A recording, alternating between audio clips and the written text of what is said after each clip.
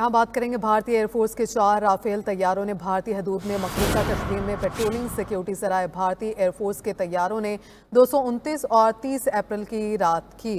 भारतीय एयरफोर्स के 4 राफेल तैयारों ने भारतीय हदूद में मकबूजा कश्मीर में पेट्रोलिंग की सिक्योरिटी सराय।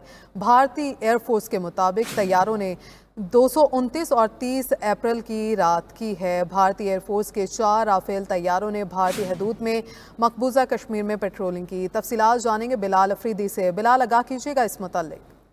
29 और 30 अप्रैल की रात भारतीय एयरफोर्स के 4 राफेल ने भारतीय जो राफेल हदूद से रहते हुए मकबूजा कश्मीर में पेट्रोलिंग की है और पाकिस्तान एयरफोर्स के तैयारों ने हिंदुस्तानी एयरफोर्स के इन जंगी जहाजों को फौरन निशानदेही की। और सिक्योरिटी सराय का बताना है कि पाकिस्तान एयरफोर्स की बरवक्त और मुस्तैद कार्रवाई पर इंडियन राफेल तैयारे बुखलाहट का शिकार होकर राय फरार इख्तियार कर गई और पाकिस्तानी अफवाज हिंदुस्तान की तरफ से किसी भी जारियत का मुंह तोड़ जवाब देने के लिए हमवक्त तैयार और मुस्तैद थे।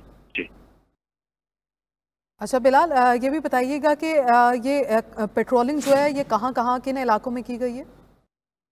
देखिए, अभी तक की जो सिक्योरिटी दराय से जो इतलात सामने आई है उसमें बताया जा रहा है कि 29 और 30 अप्रैल की रात भारतीय एयरफोर्स के 4 राफेल तैयारों ने भारतीय जो राफेल हदूद में रहते हुए मकबूजा जम्मू कश्मीर में पेट्रोलिंग की है और पाकिस्तान एयरफोर्स के तैयारों ने एयरफोर्स की इन जंगी जहाजों की फौरन निशानदेही की है और पाकिस्तान एयरफोर्स की बरवक्त और मुस्तैद कार्रवाई पर इंडियन राफेल तैयारे बुखलाहट का शिकार होकर राय फरार इख्तियार कर गए और पाकिस्तानी अफवाज हिंदुस्तान की तरफ से किसी भी जारियत का तोड़ जवाब देने के लिए हमवक्त तैयार और मुस्तैद हैं। जी अच्छा बिलाल, ये भी कहिएगा कि अब निशानदेही कर ली गई है तो इससे आगे का क्या लाहे अमल हो सकता है?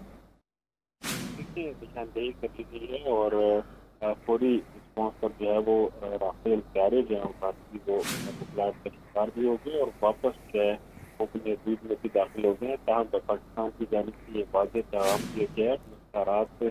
वज़ीर इत्तलात की जानिब से भी एक अहम प्रेस कॉन्फ्रेंस की गई। उनका भी कहना था कि अगर बार जो है वो किसी किस्म की जारियत जी बिलाल, ठीक है, आप हमारे साथ ही रहिएगा। मैसम रजा दिफाई तज्जियाकार हैं, उन्होंने हमें अभी ज्वाइन किया। सर, बहुत शुक्रिया आपके वक्त का। सर, कहिएगा कि भारतीय एयरफोर्स की जानिब से मकबूजा कश्मीर में पेट्रोलिंग की गई है और उसकी निशानदेही भी कर ली गई है। अब आगे क्या देख रहे हैं आप इस सिचुएशन को? देखें जी, ये इनकी जो गिदड़ बप्पियां हैं अपने अवाम को बेवकूफ़ बनाने वाला जो प्रोसीजर है, ये इस दफ़ा तो ये सीज़न स्टार्ट हुआ है 22 अप्रैल को। पिछला सीज़न जब से बंद हुआ था, इनकी अपनी सारी वो रेटिंग्स और पॉपुलैरिटी लेवल सारा जो है वो ज़मीन दोज़ हो चुका हुआ था।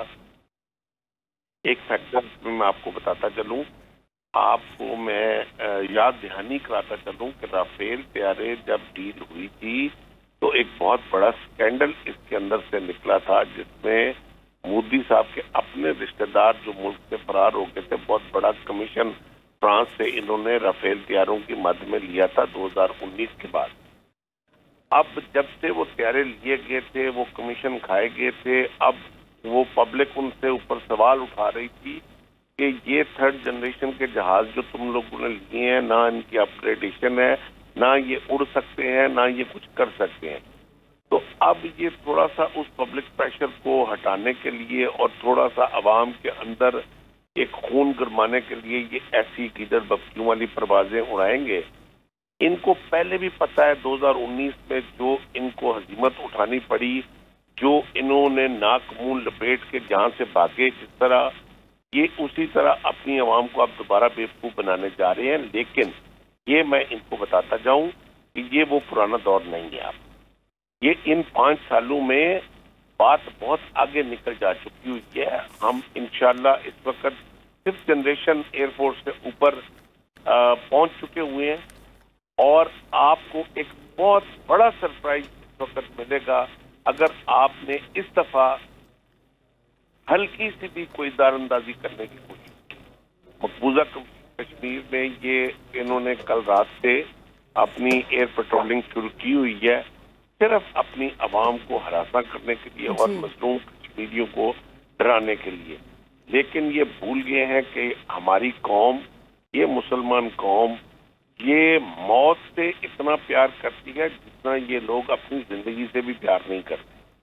हम तो कहते हैं भाई अपनी साइड पे क्यों उड़ रहे हो, इतने महंगे राफेल तैयारे कमीशन वाले लिए तो बॉर्डर क्रॉस करके इस तरफ आओ ना। अगर तुम लोग इतने दिनों से शोर मचा रहे हो तो क्रॉस क्यों नहीं करते हो? उस तरफ क्यों अब हमको बेवकूफ बनाने के लिए मजलूम कश्मीरियों के साथ क्यों साहब साथ ही मौजूद रहिएगा। दिफाई तज्जियाकार बाबर अलाउद्दीन भी हमारे साथ मौजूद हैं। अलाउद्दीन साहब, एक दफ़ा फिर से भारतीय एयरफोर्स के जंगी जहाज़ों की फ़ौरन निशानदही की है पाकिस्तानी एयरफोर्स के तैयारों की जानिब से। आप क्या समझते हैं, एक बार फिर सर्जिकल स्ट्राइक होते देख रहे हैं आप?